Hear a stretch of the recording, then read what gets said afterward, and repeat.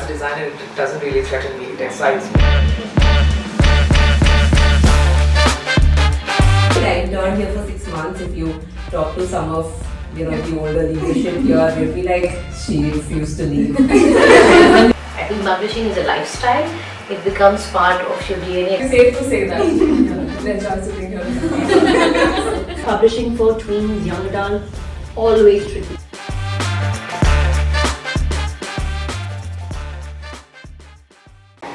Hi everyone, I'm Gurmehar, an author at Penguin India, and today I have Ahlawat Gunjan with me, the creative head at Penguin India, the first person you see whenever you see a Penguin book. So, I do want to ask you this, that a lot of people say never judge a book by its cover, and there are a lot of other brilliant things said about a cover of a book. It is also the first thing readers see, and I'm sure you feel a lot of pressure because the first impression of the book is the cover. So how do you make that first impression important or significant? Right. So we at Penguin, of course, as you and everyone knows, that we have a design legacy, and I feel extremely proud about that and wish to continue that. Two fundamental aspects that we are very conscious about is the strength and clarity. Mm-hmm. By strength, I mean the visual strength of the cover. So when you look at it, it should draw you, it should your attention. And second is the clarity, the message that you are trying to convey through it. So these two aspects are fundamental to what we do in terms of cover design here. Mm-hmm. And you also, you do publish a lot of diverse voices. I do want to ask you, how do you ensure that every author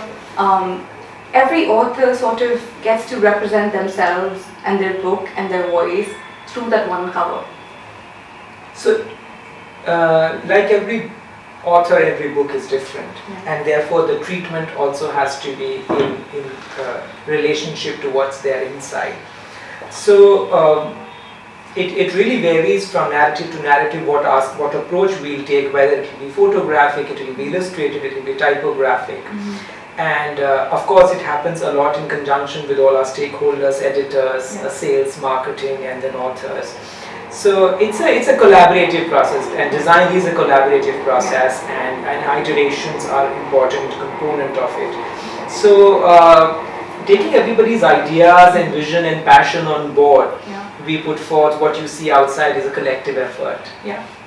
So I think talking about collective effort, I also do want to, you're an artist at heart.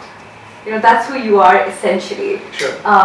So of course when you look at, and so is writing is an art as well. So when you look at a book, when you know the theme, and the artist in you has a view.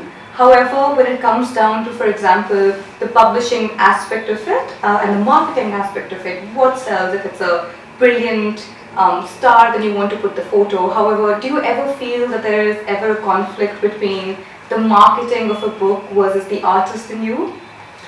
So Gurmehar, I keep art and design very separate, and I also understand art and design as like separate entities. Mm-hmm.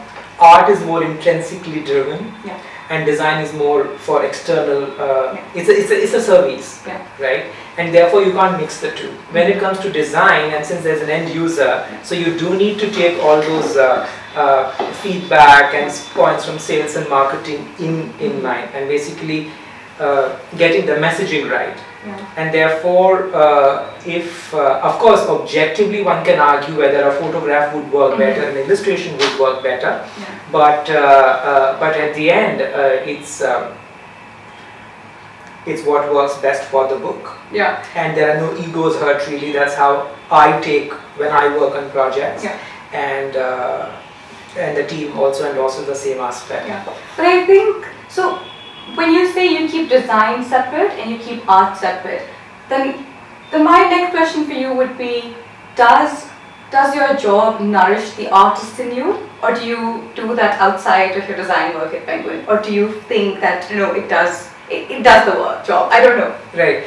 It's interesting. That's a very interesting question, Gurmehar. My job allows me to merge the two.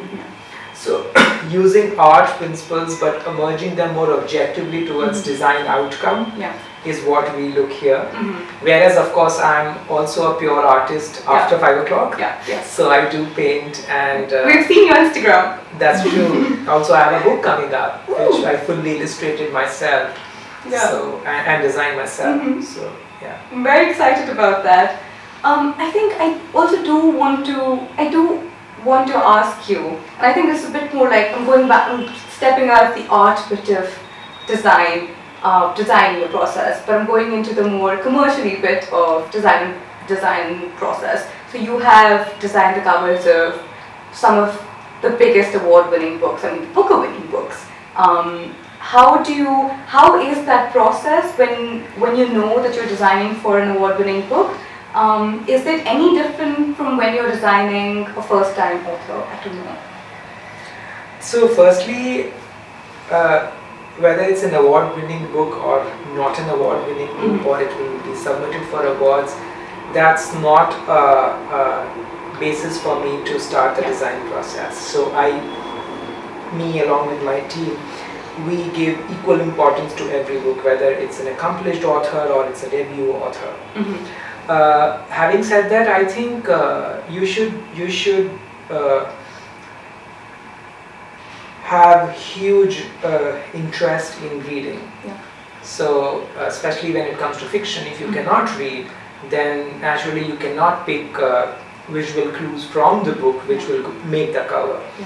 Same thing, typography, it may sound and seem very simple on the cover, but there is so much of thought and empathy and sympathy that goes in picking up fonts that is suitable for this book from a collection of like 7 million fonts. So there is a science and art behind it, and then how you basically bring the image and the typography together to make that really strong visual that will appeal to hundreds and hundreds of audiences out there. And what is it like working with, because I remember when we designed, I'm saying we, but when you designed the cover of my first book, I was in the office, like 19-year-old enthusiastic, being like, I want a pink title, because I love pink. I was like, and I also want some barbed wires, because as a child I thought about it. How do you deal with overbearing authors? Does that ever happen? Well, no, I think any input, any ideas is a great idea, and I do take that on board and try to live with that idea for a few days to sort of see how it gets into the skin of the book. And then, as I said, if objectively, if it's working, then why not? You know, so if, for instance, in your case, if barbed wires were working, my spin would be, there are book covers with barbed wire.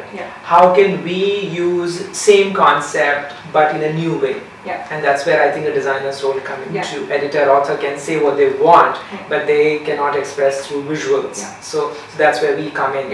And when you came with those thoughts, I thought about them for a few days, and I thought, why not? But maybe have barbed wires in a night scene. And that's what we did for you. And we did the title in like fuchsia pink. And that made a nice combination for your cover. It was so fun doing it. And you know, talking about art, I feel like it's very important, especially now, to talk about technology and AI. You know, when everyone you see left, right, and center doing the lens or whatever app photos, and you play such an important role when it comes to designing covers.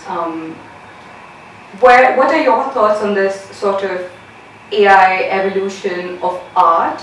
And do you feel secure about not just your job, but just the job of a cover designer in publishing houses at large? So AI and technology, and I consume technology, and I'm a great admirer of technology, but I think it doesn't threaten me or the design community at large, because you are trained to think. AI cannot think for you, or it can think to a certain extent. So therefore, the inputs that you as a designer can bring on the table can never go away. Thank you so much, Ahlawat. It was so nice chatting to you and hearing all your thoughts. Thank you, Gurmehar.